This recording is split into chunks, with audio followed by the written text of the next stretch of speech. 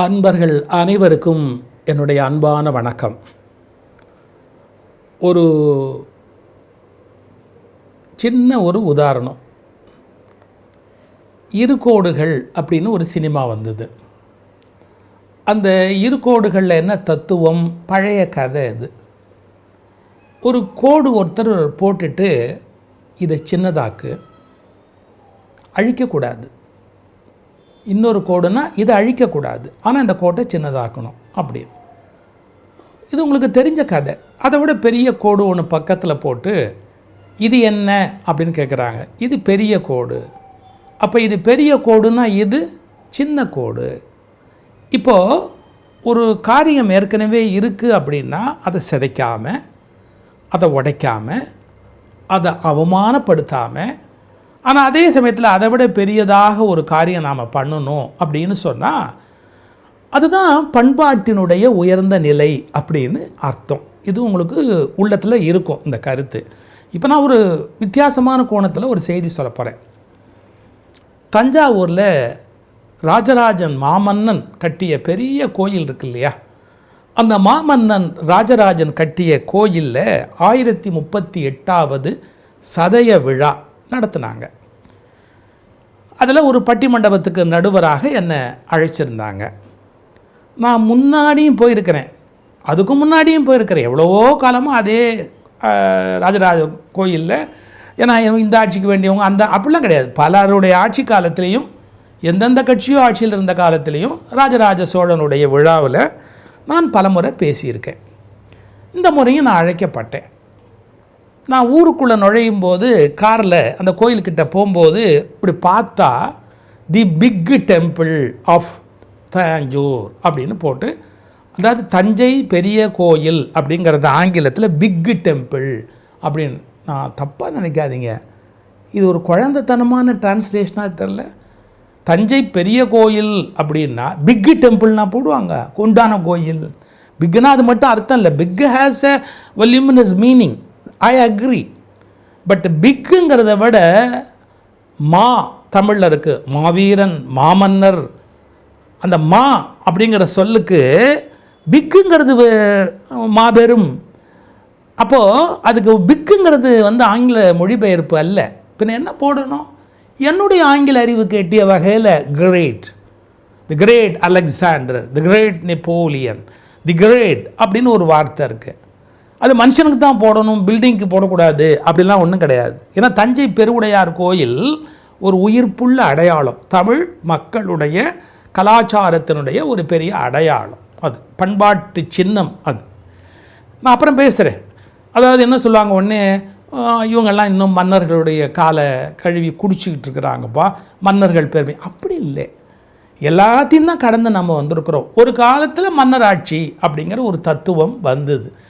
அதில் சில மன்னர்களுடைய வரலாறு பெருமையாக பேசப்பட்டது.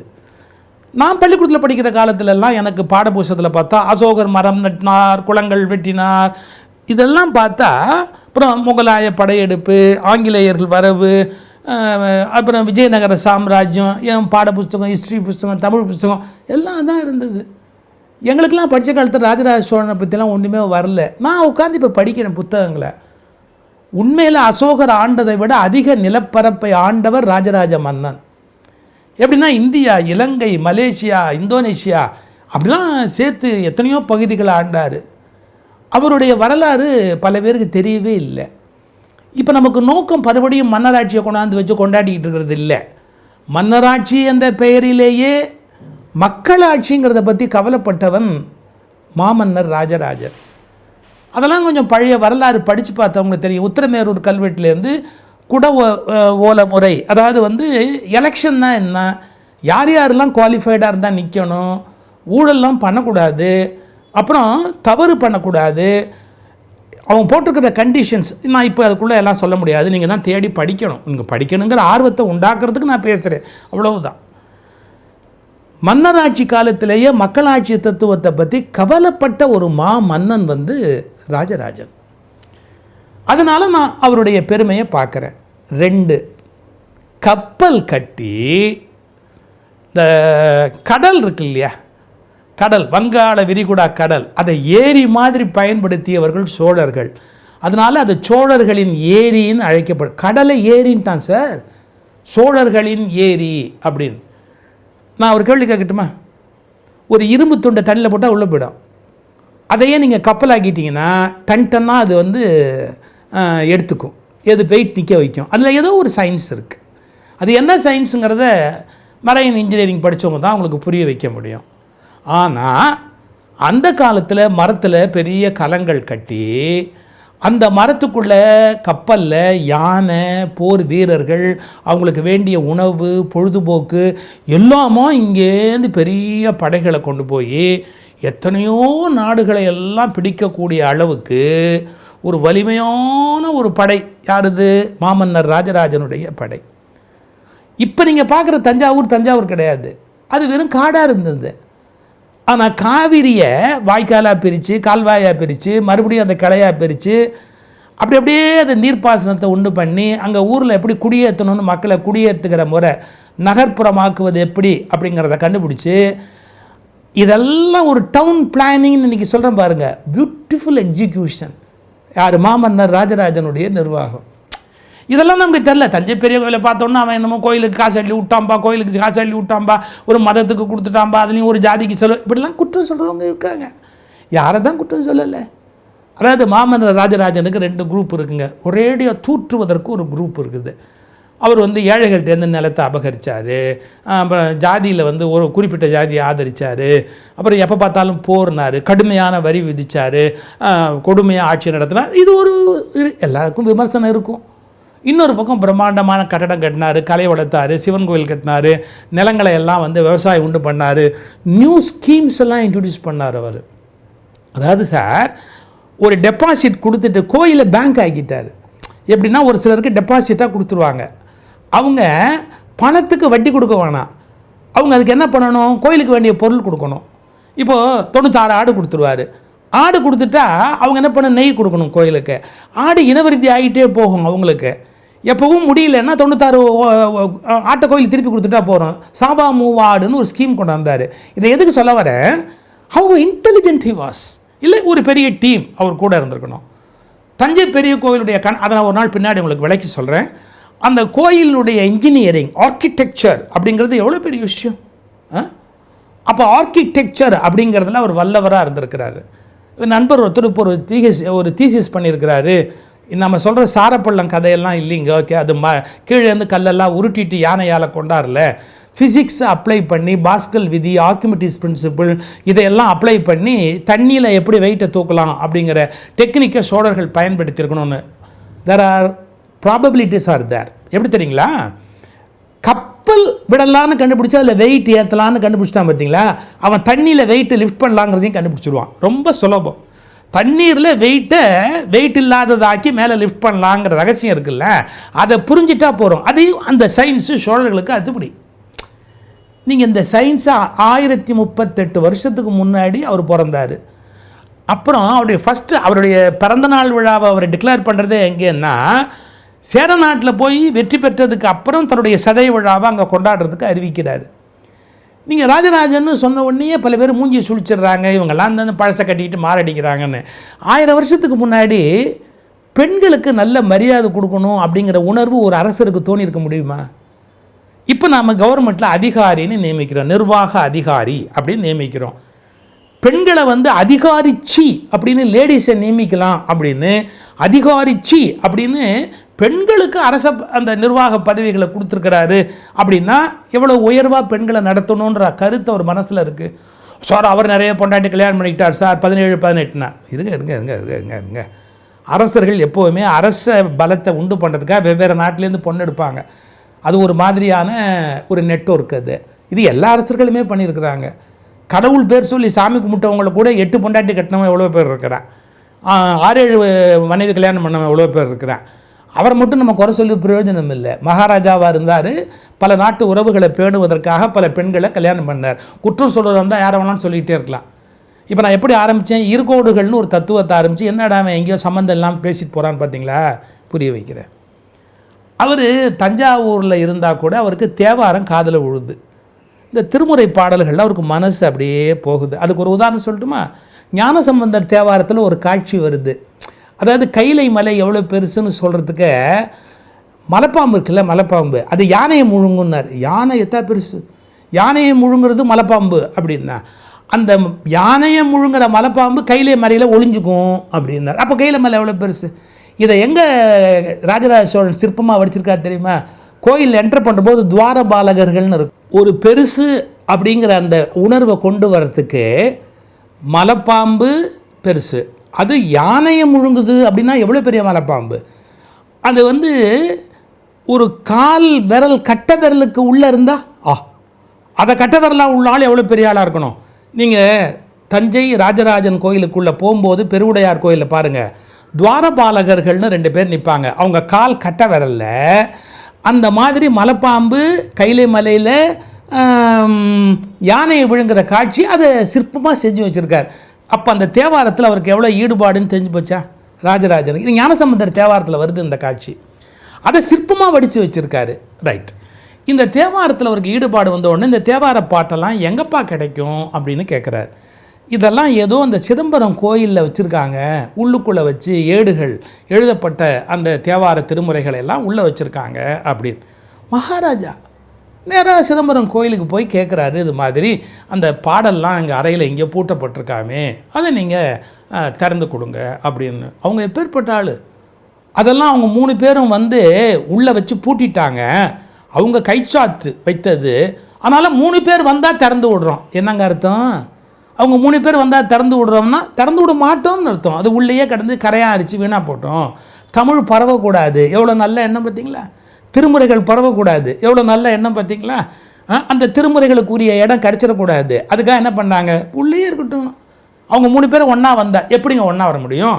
ஞான சம்பந்தரும் திருநாவுக்கரசருமாவது ஒரே காலம், சுந்தரமூர்த்தி சுவாமியுடைய காலம் வேறையாச்சு. அதை பற்றிலாம் கவலை இல்லை, 3 பேர் ஒன்றா வந்தால் நாங்கள் திறந்து விடுறோம் அப்படிங்கிறாங்க. ராஜராஜன் ரொம்ப நுட்பமானவன். அவங்களுடைய திருமேனிகளை எழுந்தருளை பண்ணலாம். பொன்னால் செய்யப்பட்ட 3 திருமேனியை கொண்டாந்து நிறுத்தி 3 வந்திருக்கிறாங்க, திறந்து விடு அப்படின்னா. அவங்க ஒன்று சொன்னாங்க, இது வெறும் சிலை தானேன்னாங்க. எப்படி 3 திருமேனியை பார்த்து வெறும் சிலை தானேன்னு. அப்போ ராஜராஜன் கேட்டான், உள்ள நடராஜா டான்ஸ் ஆடுறாரு, அது சிலையா நடராஜாவா? ஆஃப் ஆகிட்டாங்க. அப்போ அவர் நடராஜானா இவங்களும் 3 தானேப்பா, மரியாதையாக கதவை தருங்க. அதுக்கப்புறம் கதவை திறந்தால் ஏகப்பட்டதை அரிச்சு போய் மிச்சமாக கிடைச்சது தான் தமிழ் திருமுறைகள். இந்த வரலாறே இந்த தமிழ்நாட்டில் இருக்கிற தமிழர்களுக்கு, அதுவும் இந்து தமிழர்களுக்கே தெரிய மாட்டேங்குது. இந்துக்கள் அப்படிங்கிற தமிழர்களுக்கு தெரியல. ஏன் தெரியல? திருமுறை வீணாக போயிருக்கும். அதை மீட்டவன் அவன் சிவபாத சேகரன், திருமுறை கண்ட சோழன். யார்? ராஜராஜன். அப்போ அவனுக்கு அதில் ஏதோ ஒரு மன உறுத்தல் இருந்திருக்கு. இப்போ பாருங்க, இருகோடுகள் தத்துவம். தமிழ் மரபில் கோயில்னா எதை குறிக்குங்க? நல்ல விவரம் தெரிஞ்ச சைவ சித்தாந்திகளை கேளுங்க, சைவ மரபினரை கேளுங்க. தமிழ் மரபில் கோயில் அப்படின்னு சொன்னாலேயே சிதம்பரத்தை தான் குறிக்கும். ராஜராஜன் என்ன பண்ணா, இருகோடுகள் தத்துவத்தை அப்ளை பண்ணா. அது கோயில், அங்கே தமிழுக்கு இடம் இல்லை, நான் பெரிய கோயில் கட்டுறேன்டான்னா. எப்படி எப்படி எப்படி கோயில், அதை விட நான் இப்போ இன்னொன்று பெருசாக கட்டிட்டா இது பெரிய கோயில், பெரிய கோயில்னு இதை ஆக்கிறேன், அதை சிறுமப்படுத்த மாட்டேன், ஆனால் இதை நான் பெருசாக பண்ணுறேன், அதனால தான் பெரிய கோயில் அப்படின்னு தஞ்சை பெரிய கோயிலை கட்டினான்.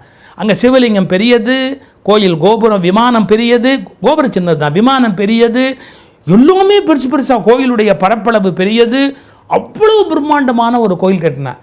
இது இங்கிலீஷில் போய் பிக்கு டெம்பிள்னு போட்டால் எப்படிங்க சகிச்சுக்கிறது? பின்ன என்ன பண்ணணும் அதுக்கு போடுறது?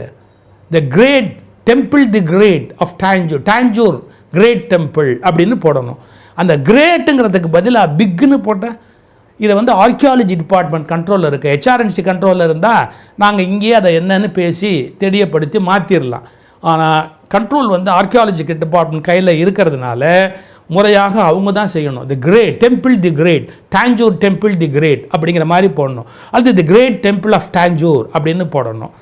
மகா அப்படிங்கிறதுக்கான எக்ஸாக்ட் டிரான்ஸ்லேஷன் அதுதான் இருக்கட்டும். அவன் தமிழ் எப்படி வளர்த்தான்னு சொல்லட்டுமா? அந்த கோயிலில் தமிழோட கணக்கு இருக்கும், நம்முடைய எழுத்துக்களுடைய கணக்குப்படி தான் அந்த கோயில் அமைப்பு. 247 அந்த உயிர் எழுத்து 12 மெய் எல்லாத்துக்கும் ஒரு கணக்கு. புஸ்தகத்தை தேடி படிங்க, நீங்கள் படிக்கணுங்கிற ஆசைக்காக தான் நான் பாதி சொல்லிட்டு விடுறேன். எந்த புஸ்தகம் படிக்கணும்னு கேட்குறீங்களா? 3 புத்தகம் ரெக்கமெண்ட் பண்ணுறேன். ஒன்று ராஜராஜன் அப்படிங்கிறத பற்றி கம்பன் அடிப்பொடி சா கணேசன் ஐயா அவர்கள் ரொம்ப அருமையான சின்ன புத்தகம், அதை சிறுங்கை சேதுபதின்ற என்னுடைய நண்பர் வெளியிட்டிருக்கிறாரு தொகுப்பாசிரியராக. கம்பன் அடிப்பொடி நுட்பமான அறிவுடைய ஆழமான அறிவுடைய ஸ்காலர். அவர் ராஜராஜனை பற்றி சின்னதாக அவர் எழுதின கட்டுரைகளை தொகுத்து ஒரு புத்தகம் வந்திருக்கு. ரொம்ப அருமையான அளவு நீங்கள் சிற்ப வேலைகளோட பல தெரிஞ்சுக்கணுன்னா ஐயா குடவாயில் பாலசுப்ரமணியம் அவர்களுடைய புத்தகம், அந்த ராஜராஜேஸ்வரம் பற்றி அந்த கோயிலை நீங்கள் படிக்கணும். அதில் படிச்சிங்கன்னா பல வரலாற்று செய்தி தெரியும். இந்த கல்வெட்டில் ஒரு தகராறு இருக்குது. சில வரலாற்று ஆசிரியர் என்ன பண்ணுவாங்க, அவங்களுக்கு கிடைச்ச கல்வெட்டை வச்சுக்கிட்டு ஒரு முடிவு சொல்லுவாங்க. நீங்கள் சோழ சாம்ராஜ்யம் பெருசு, வேற எங்கேயோ ஒரு கோயிலை ரிப்பேர் பண்ணும்போது ஒரு கல்வெட்டு கிடைக்கும், அதுலேருந்து வேற ஒரு உண்மை கிடைக்கும். அதுக்குள்ளே வரலாறு எழுதினவர் செத்து போயிருப்பார், அதையே பின்னாடி பேசிக்கிட்டு இருப்பாங்க. அதனால் பின்னால் அந்த வரலாற்றில் சில மாற்றங்கள் செய்ய வேண்டியிருக்கு நம்ம படிக்கிறதுக்கு. ஐயா குடவாயில் பாலசுப்ரமணியத்தினுடைய சேவை அளவிட முடியாத சேவை. ராஜராஜனை பற்றி நீங்கள் தெரிஞ்சுக்கிறதுக்கு அந்த ராஜராஜேஸ்வரம் உங்களுக்கு உதவியாக இருக்கும். 3ஆவதாக ஒரு தம்பி மன்னன்ற இளைஞர், அட்டே அப்பா என்ன உழைப்பு. அந்த தம்பியை நான் வாயால் பாராட்டுறதுக்கு வார்த்தை கிடையாது, அவ்வளோதான் சொல்லுவேன். அந்த ராஜராஜ சோழனுடைய வரலாறு அப்படி எழுதியிருக்க. ஆதித்த கரிகாலன் கொலை பற்றிய வழக்கை கூட அவர் நுட்பமாக எழுதியிருக்கார், அது வேறு சமாச்சாரம். நீங்கள் பொன்னியின் செல்வன் கதை ரொம்ப பெரிய விஷயம், கல்கியோட எழுத்து, அதை வச்சுக்கிட்டு சோழர் வரலாறை கண்டுபிடிக்க முடியாது. பொன்னியின் செல்வன் அல்லது பொன்னியின் செல்வன் திரைப்படம் இதை வைத்துக்கொண்டு முழு வரலாறு உங்களால் தெரிஞ்சிக்க முடியாது. அதுக்கான நூல்களை எடுத்து படிக்கணும், புரியுதா? அப்புறம் சோழர் வரலாறு டாக்டர் மா ராஜமாணிக்கனார் எழுதியிருக்கிறாரு, அதையெல்லாம் எடுத்து படித்தா தான் நம்மளால் புரிஞ்சிக்க முடியும். தமிழ் வளர்த்தவன் இசை வளர்த்தவன் எப்படி பெரிய கோயிலாக்குனான்னு சொல்கிற பாருங்க. அங்கே தமிழ் தடுக்கப்பட்டது, இங்கே 3 பேர் வேதம் சொல்கிறதுக்கு 4 பேர் தமிழ் சொல்கிறதுக்கு. அப்புறம் சமமான சம்பளம், அப்புறம் 48 பேர் தமிழ் பாடுறதுக்கு, அந்த செப்பு திருமேனிகளுக்கு முன்னால் இருந்து தமிழ் பாடுறதுக்கு. பெண்களை உயர்வாக நினைக்கணும்னு சொல்லி ஒரு கோயிலுக்கே லோகமாதேவீஸ்வரம் அப்படின்னு பேர் வைக்கிறான். தன் சொந்த சகோதரி குந்தவையாரை அப்படி மதித்தான். இதெல்லாம் எதுக்கு அடையாளம்னா 1000 வருஷத்துக்கு முன்னாடியே ஒரு வித்தியாசமான சமூக புரட்சிக்கு வித்திட்ட ஒரு சமயவாதியாகவும் மிகச்சிறந்த நிர்வாகியாகவும் விளங்கியவன் ராஜராஜ சோழன், தமிழர்களுடைய பெருமிதம். அதனால் பிக் டெம்பிள் இல்லை, டெம்பிள் தி கிரேட், மிகச்சிறந்த மாபெரும் கோயில் அமைத்தான். அதை புரிந்து கொண்டு ராஜராஜ சோழனுடைய மேன்மையை நீங்கள் புரிஞ்சுக்கணும். இந்த புத்தகங்களெல்லாம் தேடி படித்தா பல உண்மை உங்களுக்கு புரியும்.